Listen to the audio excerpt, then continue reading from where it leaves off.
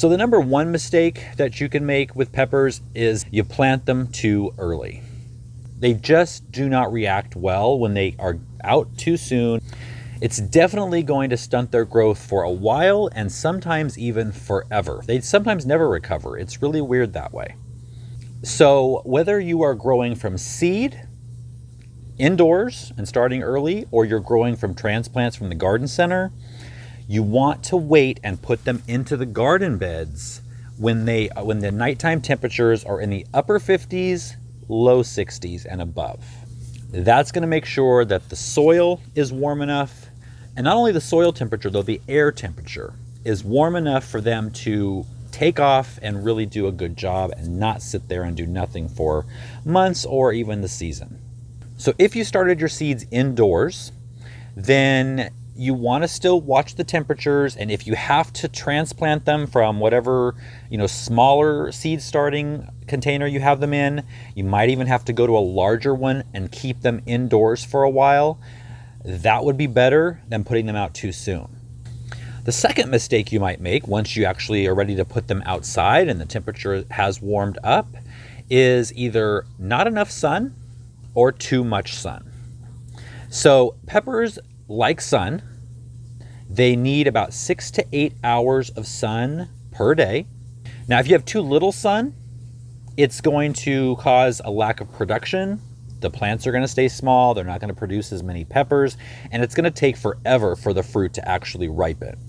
You want the sunlight hours, the 6 to 8 hours of sunlight, to be morning and midday sun. Really, in order to get the right amount of sun exposure, you want them to have some afternoon shade. And the reason you want them to have afternoon shade and not morning shade is that the afternoon sun is the strongest and the hottest. And so if you have a place that you get midday and afternoon sun, technically for sun requirements that would work, but peppers suffer from sun scald very easily. And sun scald is when there is a place on the pepper, usually facing the afternoon sunset, that is going to end up with an inedible mark that could actually end up cause rotting. If it's just the sun scald, you just have to cut that part away, but it actually can cause the pepper to rot given the environment. Now, the first sign of sun scald is going to be the side facing the sunset, almost always. You know how when you have a pepper in the refrigerator for too long and it kind of gets that wrinkly look to it? You're going to see that in one spot on the pepper facing the afternoon sun. And if you shade it at that moment, it could definitely help it. But if you don't, it's going to turn into an ugly brown spot that ruins the look of the pepper and makes part of it inedible. Now, if you have more than 6 to 8 hours of sunlight in your garden, then just make sure on the sunset side to put up some shade cloth, or plant maybe some companion plants on that side of them, so that when that hot, direct afternoon sun's coming in, they're protected. Okay, so now that we know that the temperature outside is nice and warm and we've got that protected from afternoon sun, now we have to figure out how far apart to space your peppers. Now, the optimal spacing is 18 inches. Peppers are very hungry plants. They like a lot of nutrients to gather, and you don't want other plants crowding them in and taking their nutrients from them. So 18 inches spacing is a really good spacing. Now, if you are looking to save your seeds for next year, that's where it gets a little more difficult, because peppers can cross-pollinate. And especially if you have sweet peppers and hot peppers, next year's seeds could produce a sweet pepper plant that's a little hotter than you might like, or a really hot pepper plant that isn't as hot as you might like. Now, there's a myth out there, and I get this question often: if I plant a hot pepper next to a sweet pepper, will they cross-pollinate and make the hot pepper sweet and the sweet pepper hot? Like I just said, next year, that's definitely a possibility. This year, no. The hotness or sweetness of a pepper depends 100% on the mother's genetic DNA. And that genetic DNA cannot be changed this season. Now, when you introduce the father's DNA into the ovary, just like within people, it is going to have a mix on the offspring. But this is not the offspring. This year's pepper is this year's pepper. The offspring is next year's pepper from the seeds from this year. But if you want to save the seeds, the authorities for seed saving say you need to plant those peppers about 400 feet apart. That's why I don't do it, because I don't even know if I could do that. So I hope that helps. If you're planning on saving the seeds, keep them apart. If not, 18 inches, no matter what variety or what kind they are, is good. So the next mistake is improper watering. And just like with tomatoes, they are related. Improper watering can result in some issues. When watering peppers, just like tomatoes, you water from below. You don't want to get the leaves wet, or especially splash water from the soil to the leaves and introduce soil-borne bacteria to the leaves. That can cause a problem. And inconsistent water, just like in tomatoes, can cause blossom end rot with peppers. So drip, I'm always preaching drip, and that is why it's consistent, it's reliable. But if not, water from below and very gently. Mistake number 5 is using the wrong fertilizer. Now, I'm not talking about a brand. Peppers are really sensitive to nitrogen, and with just a little nitrogen, they can do a lot. And if you put too much nitrogen on a plant, all you're going to get is leaves, and you're not going to get a bunch of fruit. And that's what we want, is the fruit. So at planting time, with almost everything, I do put the kelp meal from Neptune's Harvest and the crab and lobster. The reason is those are both low in nitrogen, almost no nitrogen. You can give them a little nitrogen, but I add compost to my soil every single spring and fall. And so there's enough nitrogen in that to get them through the first few weeks. And then at that point, I will introduce I use the tomato and veg formula from Neptune's Harvest, which has a high middle number. It's a 2-4-2. The first 2 is nitrogen, so that's low. And the middle number is the phosphorus, that's higher. And so that is perfect. That's what I feed all my vegetables and fruits in this garden throughout the growing season. And I do the ongoing feeding about every 2 weeks. I do foliar feeding through a sprayer in the early part of the season before we have the flowers and the fruits coming on, and then I move to the soil drench feeding. The 6th mistake is not pruning your peppers. Now, there's a big debate out there whether you should prune or not. I prune my peppers because I feel, and I've heard from a lot of you who learned that from me this year, who've written in and said, wow, you can't believe how many more peppers your plants are producing because of that. If you don't prune your peppers, you're going to get one long main stalk that grows up from the ground to, 2 feet tall maybe. And there's a few problems with that. There are less growth points to produce flowers, which means less fruit.